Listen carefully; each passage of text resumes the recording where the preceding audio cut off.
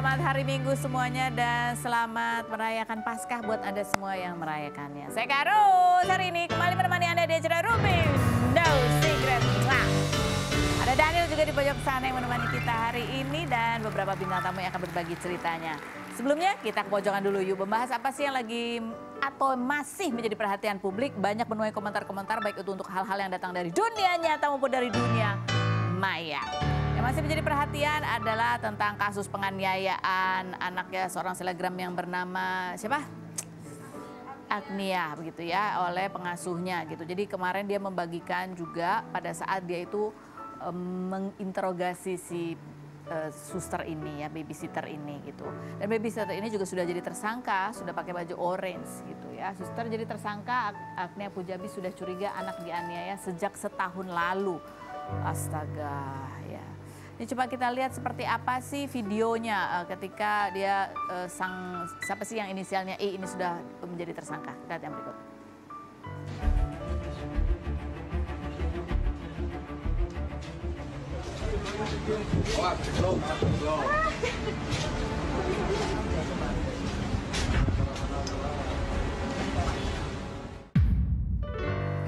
Nah ini coba kita lihat juga ini juga videonya ramai juga ya ketika Agnia dan suaminya ini menginterogasi si suster gitu. Dan orang tuh banyak gemes karena kok masih tuh ditunjuk-tunjuk gini tapi ya nggak disentuh juga, nggak diapa-apain. Terus padahal banyak orang tua gitu yang lihat video ketika si suster ini menganiaya anak yang umur 3 tahun itu ya, balita di umur 3 tahun itu rasanya geram gitu kayak wah luar biasa. Coba kita lihat cuplikannya berikut ini. Kamu apain sana? Kamu apain? Ya enggak, diam dulu, diam. Dalam 3 waktu ini kau nggak ngaku. 1, 2, 3. Pakai buku aja. Buku tanah apa? Selama ini, selama ini kamu cumi tanah. Kamu cumi tanah selama ini. 1, 2, 3. Apain lagi cepat? Kamu sakit, aku beliin obat. Aku selalu memanusiakan manusia. Aku beli makanan enak, aku selalu ingat kamu. Aku beli makanan enak, selalu tak beliin bisa mbak. Ada pizza mbak, ada gorengan mbak di bawah, tolong makan. Ya, itu kalau lihat wajahnya gitu kan kayaknya kayak nggak kelihatan gitu kalau dia itu suka melakukan kekerasan ya, kok melas gitu mukanya. Ya tapi itulah makanya jangan kita menilai orang itu hanya dari wajah tampilan luarnya aja ya. Dalamnya kan kita nggak pernah tahu, jadi memang harus selalu waspada. Nah ini kemarin juga Agnia ini juga membagikan sebuah kronologi juga dan ada postingan juga yang dia mengatakan bahwa ya dia seperti kayak menjawab atau sebagai ibu dia ngerasa juga dia ikut bersalah gitu ya. Coba kita baca dulu postingannya ini dari Agnia ya, dia bilang gini. Dengan segenap segala kerendahan hati saya tidak ada saya membela diri. Dia bilang, saya bukan ibu yang sempurna, saya ibu yang bodoh dan saya juga ibu yang mungkin menurut kalian belum siap. Bukan hanya suster itu yang berhak mendapatkan hukuman, saya pun seharusnya dihukum saja. Gitu. Ya ini aduh perasaan bersalah gitu ya, orang tua nih pasti besar sekali, bapaknya ibunya juga gitu. Jadi netizen-netizen yang masih menambah-nambahi dengan dia salah sendiri kenapa gitu-gitu tuh orang lagi sedih nggak usah ditambahin kayak begitu-begitu ya. Ini kronologi selanjutnya diposting juga dari Agnia bahwa kejadian pada saat itu memang Agnia dan suaminya itu harus ke Jakarta karena memang ada pekerjaan yang harus dilakukan. Anaknya di Malang ya, anaknya 2 di Malang karena memang sudah masuk sekolah jadi nggak bisa dibawa. Tapi itu pun bukan ditinggal begitu saja sama pengasuhnya, tetapi juga ada adik iparnya gitu di rumah itu. Nah kejadiannya memang terjadi di dalam kamar pada saat subuh. Jadi memang pintunya dikunci supaya orang lain nggak ada yang tahu tuh di kamar atas gitu ya. Terus si pengasuh ini mengaku bahwa Cana itu lagi panas sehingga makanannya harus diantar ke atas supaya orang nggak ada yang lihat bahwa anak itu sudah dalam keadaan lebam-lebam gitu ya. Pada saat orang tuanya pulang pun si babysitter ini ngaku bahwa anaknya jatuh gitu. Tapi ada CCTV yang membuktikan sebaliknya. Itu CCTV yang kita lihat juga sudah tersebar yang aduh aku aja nggak berani sampai selesai gitu karena pengen marah gitu. Dan juga bahkan ada keterangan baru bahwa ternyata gitu kan setelah kejadian ini dan setelah wajah si pelaku itu terpampang ya sudah jadi tersangka, itu banyak juga yang memberikan informasi melalui DM ke Agnia bahwa yang bersangkutan itu juga pernah menjadi pengasuh di daerah mana gitu dan memang dikeluarkan karena ada dugaan juga melakukan kekerasan. Bahkan diduga CV-nya juga palsu karena dia itu bukan memiliki keahlian sebagai babysitter ya, sebagai pengasuh bayi. Tapi ya tidak ada, jadi sebagai ART memang biasanya gitu. Jadi ini kayak seperti ada data yang dipalsukan gitu. Padahal mengambil dari sebuah agensi yang terkenal. Demikian kata Agnia. Komentar netizen coba kita baca ya. Ini komentar netizen yang memojokkan Agnia seperti apa bunyinya ya. Oh bukan yang ini, coba yang tadi yang komentar-komentar dia. Nih lah orang tuanya kemana aja, subuh anak sama pembantu. Yang berikutnya, wah lebih kesel sama emaknya, pengen kelihatan hedon, laki bini kerja, anak di belakangin, gak usah nangis-nangis lu, katanya gitu sambil ketawa. Ini apa sih ini orang lagi kesusahan kok ya ketawa gitu ya. Ya apa sih gitu. Yang berikutnya, ini ya salah ya orang tuanya kenapa dititipin ke babysitternya. Ya orang tuanya pasti merasa bersalah dan merasa sedih banget luar biasa gitu ya. Itulah, nggak usah lah kita komentaran kayak gitu. Lebih baik kita mawas diri aja sendiri ya. Di komentar netizen yang lain ketika melihat video ketika Agni itu menginterogasi si pengasuh tuh bunyinya adalah, beruntung kamu di penjara Mbak, kalau berkeliaran di jalan pasti banyak ibu-ibu yang kayaknya udah gemes gitu pengen ngeroyok ya. Yang berikutnya, tolong ya yang satu sel sama susnya, tahu kan kalian harus ngapain? Ini saking keselnya gitu ya. Yang berikutnya, nih dari Papam ya, dia nangis bukan karena nyesel, lebih karena takut. Hebat orang tuanya masih bisa dengerin gitu ya. Yang berikutnya, duh tangan gue gak tahan. Ada lagi komentarnya, ada nih, kok bisa ya nyawanya betah di badannya gitu. Ini saking kesel ya orangnya. Yang berikutnya, ada lagi komentarnya, wajah manis kelakuannya gitu ya. Kelakuannya nggak manis. Yang berikutnya, ada lagi, ini ada Fitrop ya, dari Viti Tropika. Kok bisa sih nggak nyentuh? Aku sih pasti udah nggak kuat ya. Aku sama juga ngeliatnya kan udah begini-begini ya. Rasanya memang emosi, tapi kalau kita melakukan hal seperti itu nanti kita malah kena pasal lagi gitu kan ya. Walaupun pasti siapapun tuh, gemes tuh sampai kalau kita dengar juga selain suara ibunya, suara bapaknya, itu anak 3 tahun loh. Anak 3 tahun tuh, ya ampun. Gitulah. Dah gitu. Oke baik, kita langsung menuju ke bintang tamu kita yang pertama ya. Ada Yuni Indrayati, ada 2 putra dari almarhum Doni Kesuma, ada Gasan dan Hazel Kusuma. Seperti apa kenangan mereka terhadap sang ayah? Kita lihat profil yang berikut ini. 19 Maret 2024, Doni Kesuma, aktor sekaligus presenter kelahiran 1968 yang pernah membintangi sinetron Bidadari yang Terluka ini, meninggal dunia di usia 55 tahun karena sakit jantung. Sebelumnya, Doni dinyatakan membaik, bahkan sempat memposting ucapan terima kasih kepada dokter dan suster pada 13 Maret. Namun 3 hari kemudian dilarikan ke IGD. Pria yang memakai ring jantung sejak 2015 ini meninggalkan 3 orang putra, yaitu Fajrin kelahiran 2001 yang November lalu baru lulus sebagai sarjana komputer, Gasan kelahiran 2002 yang ingin mengikuti jejaknya untuk terjun di dunia entertainment, dan Hazel kelahiran 2007 yang masih SMA. Doni yang pernah menikah dengan Yuni Indriati selama 18 tahun ini, setelah berpisah hubungannya makin membaik dan belum ada yang menikah lagi. Doni bahkan mengutarakan keinginan untuk rujuk hingga awal tahun ini kembali tinggal bersama anak-anak. Seperti apa sosok Doni Kesuma di mata keluarga? Dan benarkah Doni menitipkan Gasan ke Raffi Ahmad untuk dibimbing menjadi artis? Saksikan kisah selengkapnya hanya di Rumpi No Secret. Baik, kita kembali lagi. Di sini sudah bersama dengan keluarga almarhum Doni Kesuma gitu ya, Mbak Yuni. Baru lihat video aja udah nggak tahan.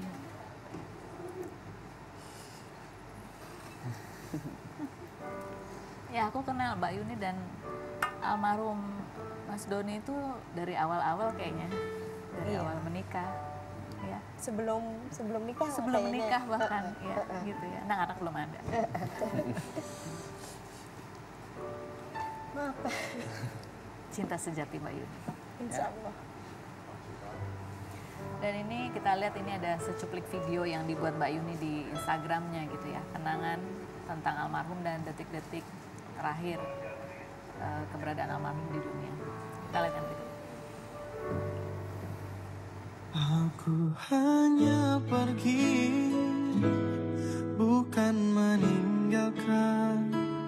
Sebenarnya hati ini ingin selalu bersamamu, tapi benar cinta tak meski untuk dimiliki. Takdirku bukan untukmu dan kau bukan untukku.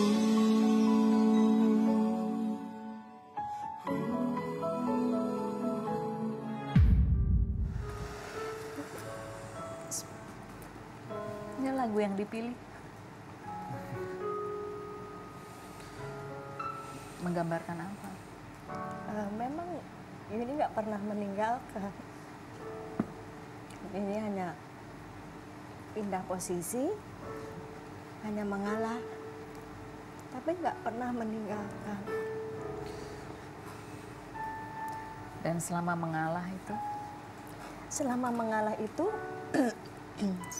selama mengalah itu tetap mendoakan yang terbaik, karena memang tujuan waktu itu Yuni sampai ke pengadilan itu ya memang tidak benci, tidak marah, hanya ingin melihat orang yang kita sayangi itu hidup bahagia bersama yang lain. bersama dengan pilihannya ya. Karena kan pasti kita sudah perbaiki, tapi sepertinya itu terus Yuninya juga jadi sedih gitu ya, karena orang yang kita sayangi kok sepertinya nggak nyaman gitu. Jadi sampai menuju keputusan itu memang kalau cinta mungkin nggak ngerti, ini nggak ngerti, terlalu abstrak gitu ya. Tapi sayang, jadi sayang itu sampai kita memposisikan, kita memperlakukan diri sendiri gitu. Jadi Yuni dengan almarhum itu seperti Yuni memperlakukan diri sendiri. Kita kalau memperlakukan diri sendiri kan pasti kita sayang, kita pengen diri kita selalu bahagia, yang terbaik ya itu. Jadi ya sampai sekarang masih susah karena maunya kita memang yang terbaik, melihat yang orang yang kita sayangi itu bahagia. Terakhir di pertemuan terakhir kan almarhum tinggal ingin lebih dekat dengan anak-anak gitu. Pasti ada komunikasi juga yang lebih intens. Iya, memang dari awal kita berpisah itu memang tidak pernah jauh dari anak-anak. Jadi selalu pulang ke rumah. Jadi Yuni di kantor, almarhum tuh pulang ke rumah. Karena memang almarhum ini kan nggak bisa dipisahkan jauh dari anak-anak ya. Itu adalah sumber semangatnya dia, sumber kebahagiaannya dia. Jadi memang dari awal pisah itu nggak pernah betul-betul meninggalkan anak-anak, hanya bergantian nemenin anak-anaknya gitu.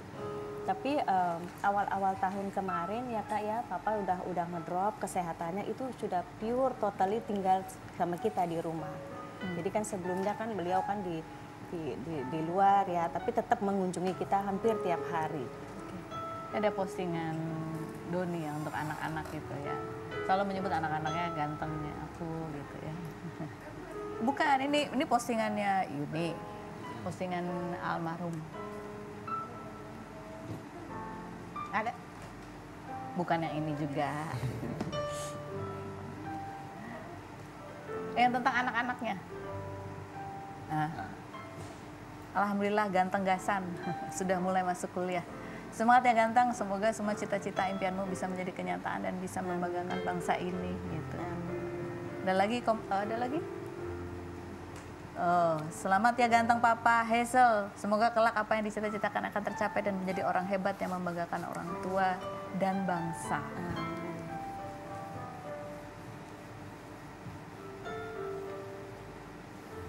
Buat Gasan sama Hazel pada saat Papa kesehatannya makin drop gitu ya. Apa sih yang selalu dipesankan Papa? Pasti ada sesuatu yang selalu diulang-ulang gitu buat kalian. Kalau ke aku sih, Papa selalu ngomong untuk apa?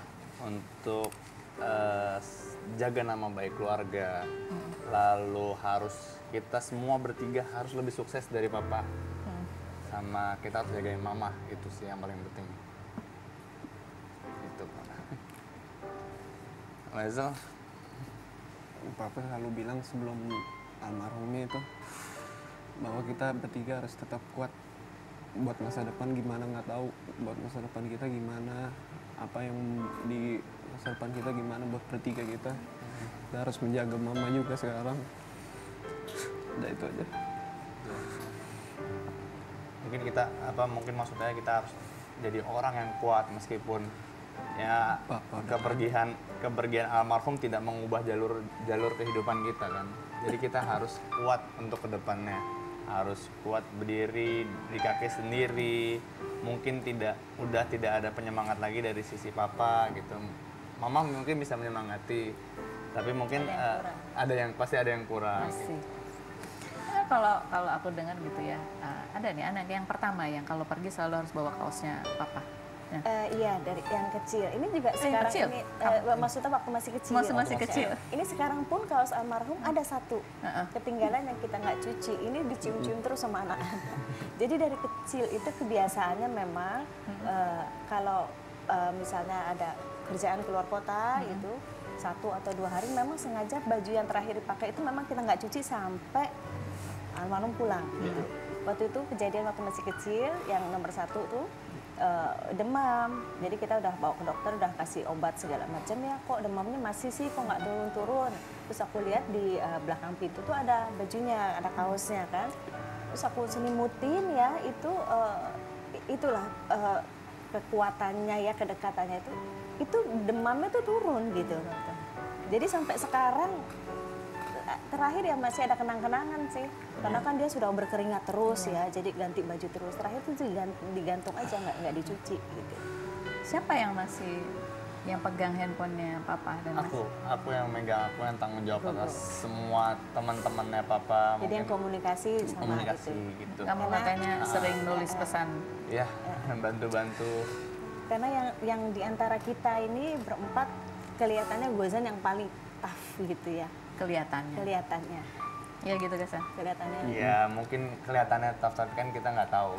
Ya, apapun keadaannya kita harus kuat. Sebenarnya papa pun juga nggak mau ngeliat kita sedih dari atas ya. Ya gitu. Jadi kita harus berusaha untuk tetap kuat, jalanin hidup. Tadi yang dibilang sama Hazel, meskipun ujian yang datang berat, ya kita tetap harus menjalani hidup. Apa yang kamu lakukan dengan handphone papa? Enggak ada sih, aku cuma membalas pesan-pesan yang teman-teman, misalkan banyak sebenarnya temannya yang nggak percaya ya, Kang ini beneran, Om ini beneran gitu. Terus aku yang jawab, ya Om ini beneran, mohon maaf jika papa ada salah, mohon dimaafkan, bantu doanya untuk dilapangkan kuburnya, diterima di sisi Allah Subhanahu Wa Taala gitu juga. Ini kita lihat ya, kita kenang nih almarhum dari usia muda yang kita kenal sebagai seorang atlet gitu ya. Ada foto-fotonya, videonya coba kita lihat. Nah, karena menurut Fata itulah sebabnya kemungkinan katanya wanita berusia lebih panjang, karena nggak tahu sih, mungkin kalau orang udah mau awarahum denyutnya lebih lemah kali ya. Itu kemungkinan. Jadi bukan masalah. Masih ada ekstra panjang. Jadi karena denyutnya lebih cepat gitu, lebih emosi. Kamu sendiri bukan suami yang baik, Ben. Kamu nggak pernah jujur sama dia, termasuk tentang hubungan kita di masa lalu. Tega sekali kamu, Lep. Dan kamu juga sudah berjanji tidak akan mengganggu kehidupanku lagi setelah pulang dari sana, ya kan?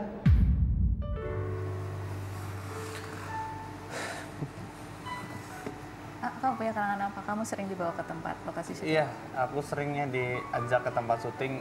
Bahkan kalau nggak diajak, aku menawarkan diri. Karena aku pengen tahu apa sih proses di balik layar sama di depan layar. Ternyata di depan layar ya seribet ini ya, apalagi di balik layar. Terus aku juga disuruh, waktu itu kita pernah ya di Taman Mini. Iya. Aku kan orangnya suka aksi-aksi gitu. Jadi itu ada alat stand, aku ditarik sampai atas untuk melayang-melayang kayak gitu, itu aku naik. Film kolosal apa ya? Seling Seling itu. Sama waktu itu kita di daerah Taman Mini juga, itu salah satu sinetron papa. Kita bertiga itu disuruh jadi pemeran pendukung. Oh gitu? Nah, aku nanya kenapa sih kita harus jadi, nanya ke papa, kenapa sih jadi pemeran pendukung dulu gitu? Iya, belajar dari awal. Jangan karena semua itu butuh proses, nggak ada yang instan ya Pak. Jadi kayak belajar nih, gimana sih capeknya atau memainkan semua peran dari peran pendukung, pemeran utama gitu. Dan di antara kalian bertiga kamu yang ingin? Iya, insya Allah aku akan meneruskan Papa di bidang entertainment-nya. Bismillah. Kalau kamu Hesa, kan kamu juga pernah ikut jadi? Pernah ikut. Nggak tertarik? Nggak tertarik, tapi aku mau lanjutin ininya, legasinya Papa di softball. Di softball? Di softball. Inginnya dia di softball. Oh, dan udah sekarang kamu? Belum, tapi semoga di masa depan itu bisa. Ini nih papanya. Papamu tuh ganteng banget gitu ya. Badannya atletis, tinggi, besar gitu. Dan bahkan ini dia adalah seorang apa? Pitcher dengan tercepat gitu ya. Tahun itu ya. Nih, kalian sering diceritain, Papa sering ceritain? Sering ceritain.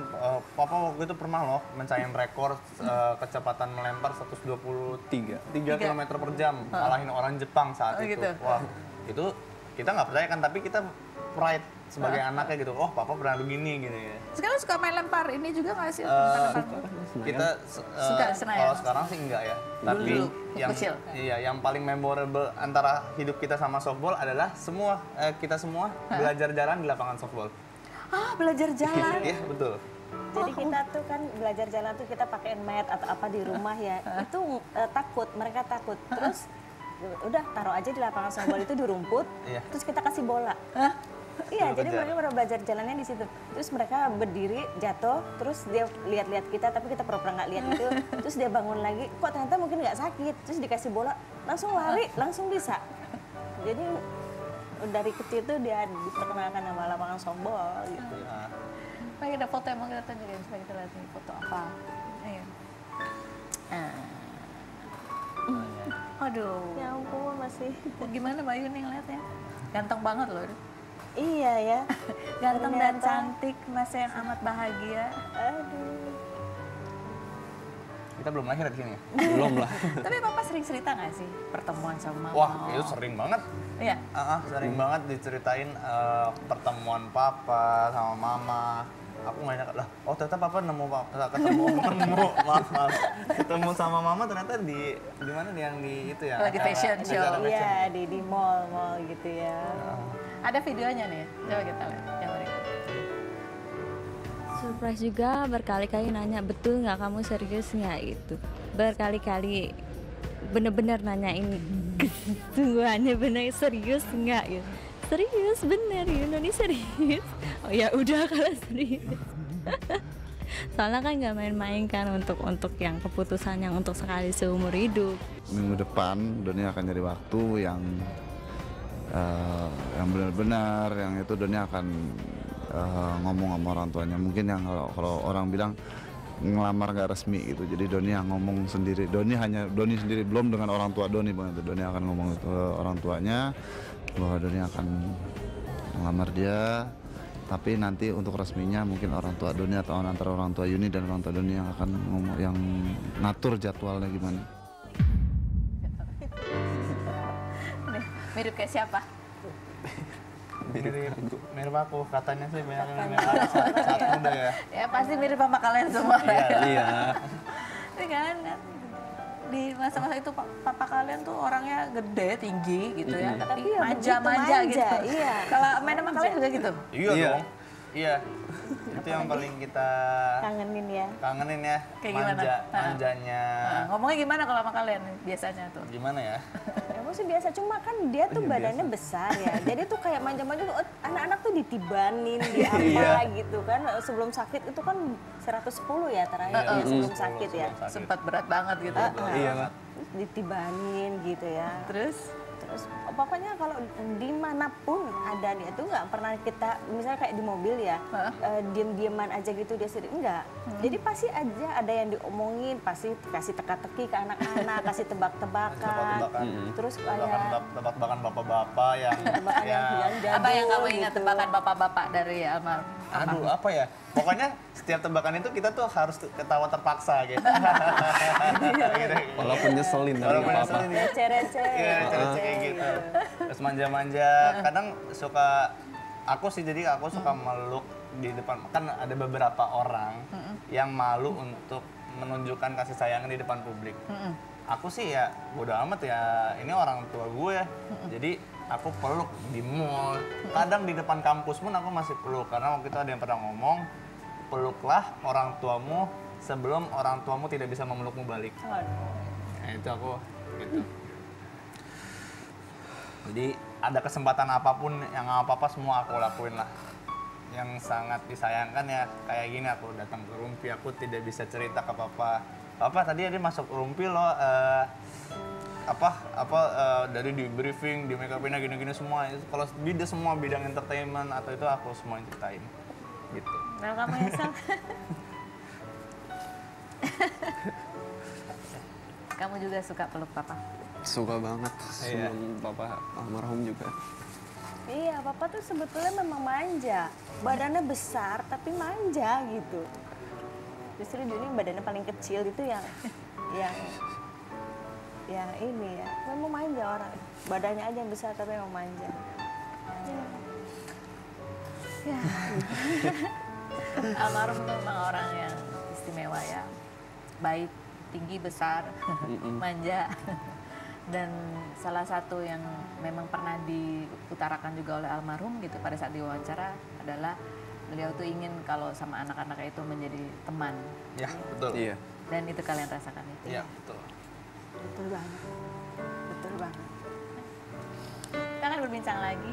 Ini ada Bapak dan Ibu juga yang mau kita wawancara. Ada Ferry Mariadi dan Deswita Maharani. Kita lihat dulu profilnya berikut ini.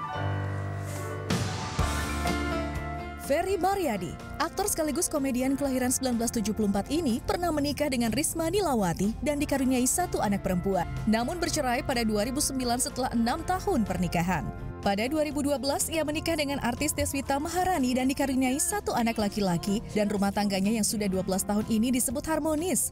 Bahkan Deswita kerap menunjukkan kedekatannya dengan mantan istri dari Ferry. Salah satunya saat mengucapkan ulang tahun ke Risma pada Agustus lalu. Ferry yang mendapat julukan El Kartika dalam geng motor The Prediksi ini mengaku tak pernah dirayakan ulang tahunnya. Namun 23 Maret kemarin mendapat kejutan ulang tahun ke-50 dengan tema badut dari sang istri hingga mengundang teman dekat Ferry. Benarkah Ferry sedang mengalami puber kedua hingga membuat Deswita kerap pusing? Dan benarkah Ferry melarang sang anak untuk sekolah di Paris karena merasa insecure? Saksikan kisah selengkapnya hanya di Rumpi No Secret.